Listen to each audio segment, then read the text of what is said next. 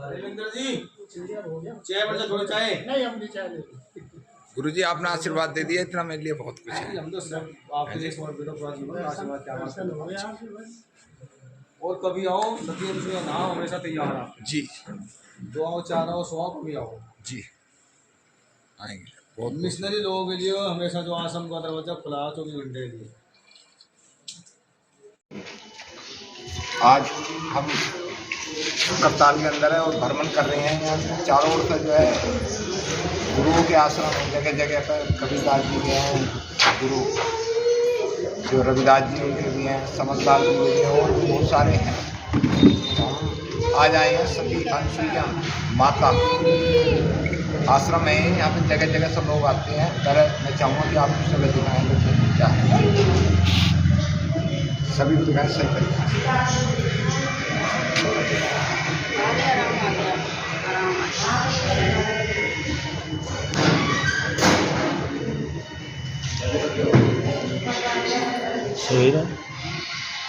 मुजफ्फरनगर की टीम आई है हमारे साथ में। प्रीतम सिंह बौद्ध जी हमें यहाँ लाए हैं और सीताराम कटारिया जी तो हमारे साथ महाराज जी।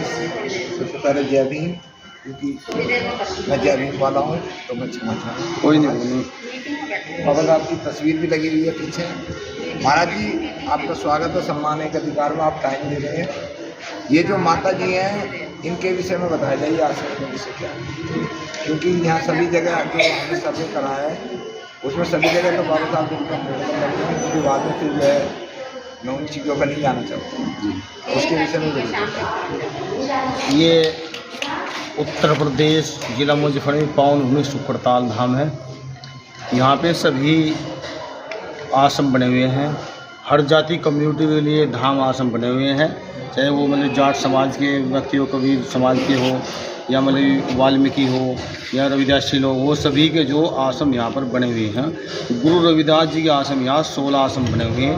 उन्हीं 16 आश्रम स्वामी समनदास जी महाराज जी का समाधि स्थल, कबीर आश्रम, अम्बेडकर आश्रम, सतगुरु रविदास आश्रम, तो इन्हीं में ही एक आश्रम है सती अनुसुईया धाम, सती अनुसुईया आश्रम। तो माता सती अनुसुईया जी सती थी, पतिव्रता थी। उसने किसी देव देवता की पूजा नहीं की, अपितु अपने पति की उसने सेवा की। तो नारी का सशक्तिकरण करने के लिए, चरित्रवान बनाने के लिए, नारी को पतिव्रता बनाने के लिए अगर कोई माध्यम है, नारी सशक्तिकरण का कोई केंद्र है तो माता सती अनुसुईया जी, क्योंकि माता सती अनुसुईया जी प्रेरणादायक है महिलाओं के लिए। क्योंकि महिलाओं को मात्र जो अपने पति की सेवा करनी चाहिए, अगर वो नारी अपने पति की सेवा करेगी, सास ससुर की सेवा करेगी, तो शायद उसकी सभी इच्छाएं और मनोकामनाएं पूरी हो जाएंगी। एक बार तो ये कहे जा महापुरुषों के द्वारा, अगर हम पति की सास ससुर की सेवा नहीं करें और सत्संग अटेंड करें तो शायद वो फलमंद नहीं मिल सकता जो पति और सास ससुर की सेवा करने से हमें मिला। क्योंकि इनकी सेवा करने से हम जो चरित्रवान होंगे, और अगर चरित्रवान हम नहीं है, चरित्र हमारा पक्का नहीं है, मजबूत नहीं है, तो चाहे हम किसी सत्संग में चले जाओ उसका कोई फायदा नहीं। इसलिए नारी को जो सुधारने के लिए, नारी का सशक्तिकरण करने के लिए, नारी को चरित्रवान बनाने के लिए सती अनुसुईया धाम की जो स्थापना शुक्रताल की पावन भूमि पर की गई महापुरुषों के माध्यम से। जय भीम, नमो बुद्धाय। और सभी जो चैनल की टीम आई हुई, मैंने तो कुछ वो नहीं, आपने बताया। मुझे जो पूछना है उसके विषय में मैं ये पूछना चाहता हूँ कि सभी अभी आपने 16 आश्रम बताए जी, तो हमें जो सतगुरु जी के घर हैं रविदास जी महाराज के, उनको पूरा देश पूरी दुनिया जानती है। अब उन्हीं के बहुत सारे जो शिष्य हैं वो अपने अपने नाम से आश्रम ज़्यादा बना रहे हैं जी, तो ऐसा होना चाहिए? ये बिल्कुल गलत है। क्योंकि देखो महापुरुषों ने हमें जगाने का काम किया। जैसे कि सतगुरु रविदास जी महाराज जी ने जो समस्त संसार को, समस्त जाति को जो एक गुरुमत का पैगाम दिया जी, तो हम जहाँ भी आश्रम तैयार करो वो आश्रम जो गुरु रविदास जी के नाम से होना चाहिए।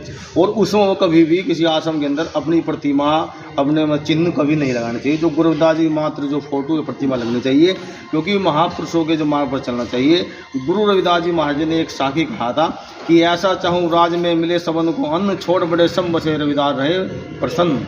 तो हमें ऐसे ही राज्य की स्थापना करनी, जो गुरु रविदास जी का मत था, गुरु रविदास जी की विचारधारा थी, उस पर हमें चलना।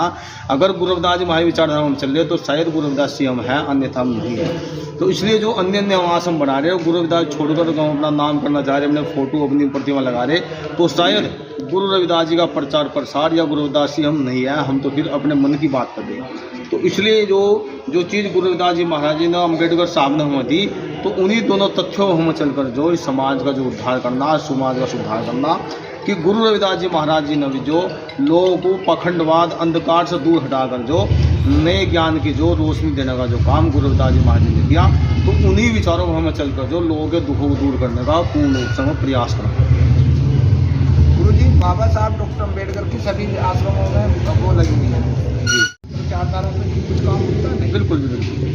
तो ये आश्रम जो है, यहाँ सब कुछ शिक्षा के लिए कुछ ऐसा होता है, कुछ जी जी, बच्चों को एजुकेशन जी बच्चों को जोड़ा जाए। एक्चुअली बात ये है कि हमारे दो ही महापुरुष हुए, जी जी, एक तो गुरु रविदास जी महाराज जी आध्यात्मवाद के, और डॉक्टर बी आर अम्बेडकर साहब भौतिकवाद के। क्योंकि शिक्षा प्रणाली पर अगर किसी ने जोड़ दिया तो बाबा साहब डॉक्टर बी आर अम्बेडकर साहब ने दिया। बड़े बड़े सत्संग करने का, बड़े बड़े जो आश्रम बनाने का अधिकार अगर हमें मिला तो बाबा साहब की बदौलत मिला, क्योंकि बाबा साहब के हम ऋणी हैं। अगर बाबा साहब बनाते तो शायद इस प्रकार हम जो मतलब वेशभूषा में ना रखते, ऐसे कुर्सियों में ना बैठते, बड़े बड़े मंच हम ना लगाते।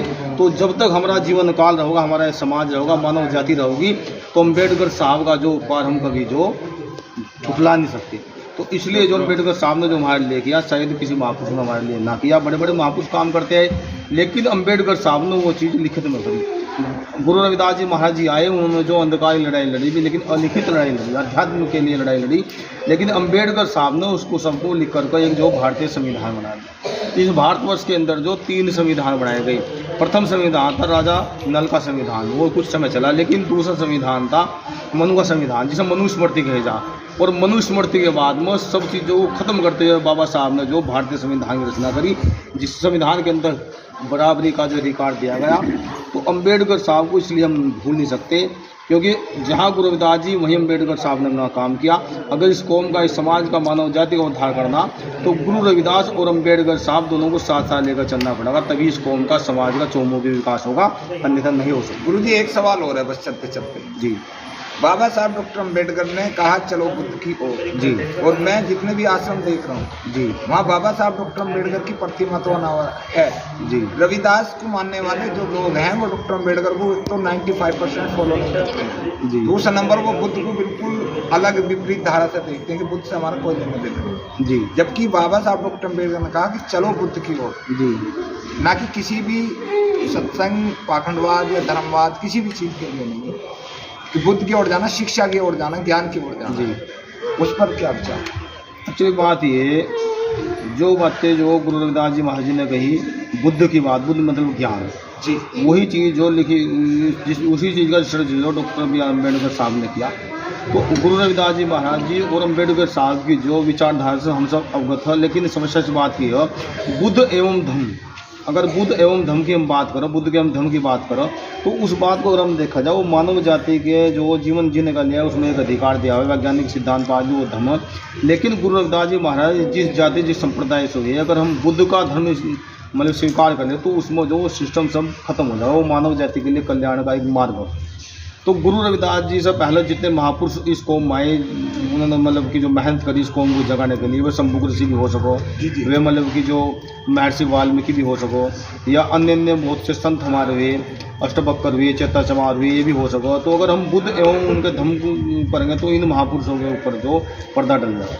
तो इसलिए मतलब अम्बेडकर साहब और रविदास जी तक तो हम सीमित है, लेकिन अगर बुद्ध के धम्म तक हम चल जाएंगे तो जो पीछे के जो हमारे महापुरुषों ने इस कौम के लिए, जाति को जगाने का काम किया, समाज उठाने का काम किया, तो उनका कहीं जो बिल्कुल मतलब कि जो लेख देखने को नहीं मिलता बुद्ध के धम्म। तो इसलिए हमारे लोग जो गुरु रविदास जी महाराज और अम्बेडकर साहब को ज़्यादा जान रहे, बुद्ध को जान रहे, लेकिन बुद्ध को जो एक ज्ञान के रूप में जाने, लेकिन धर्म के रूप में नहीं जाने।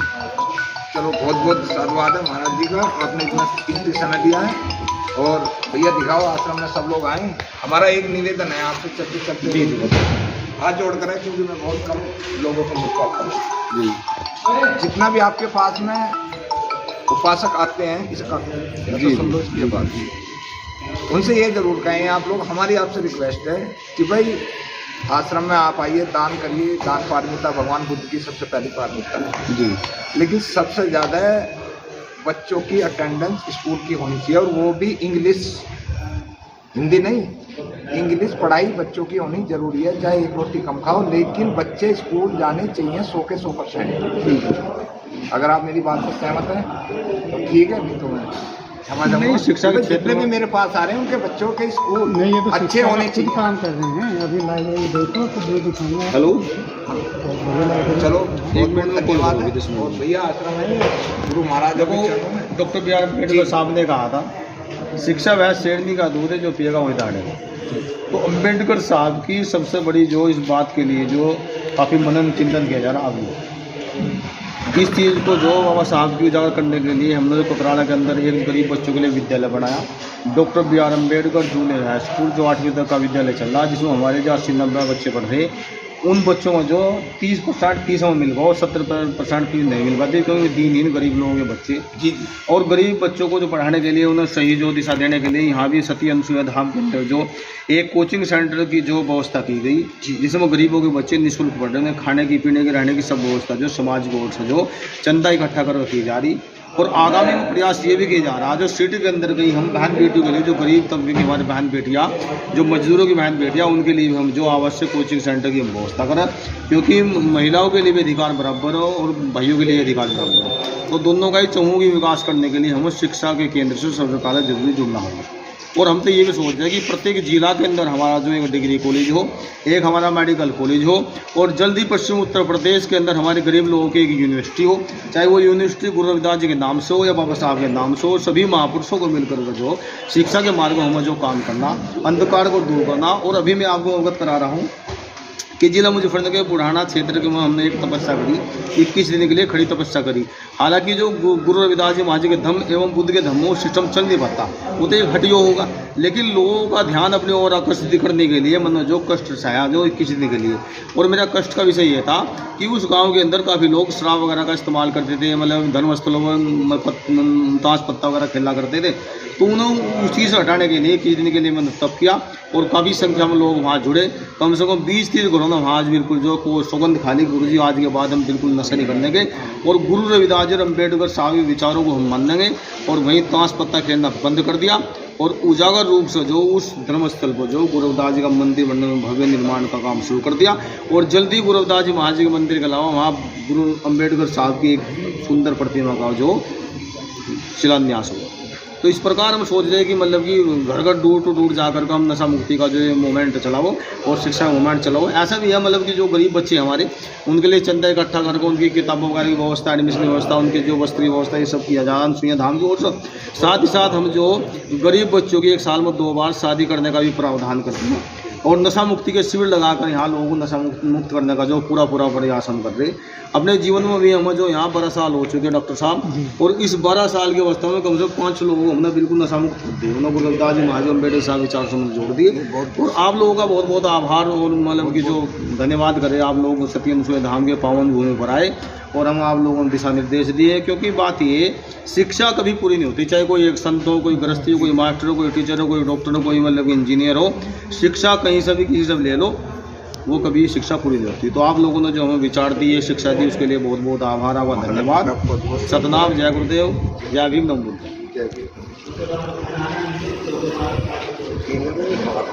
दिखा दो।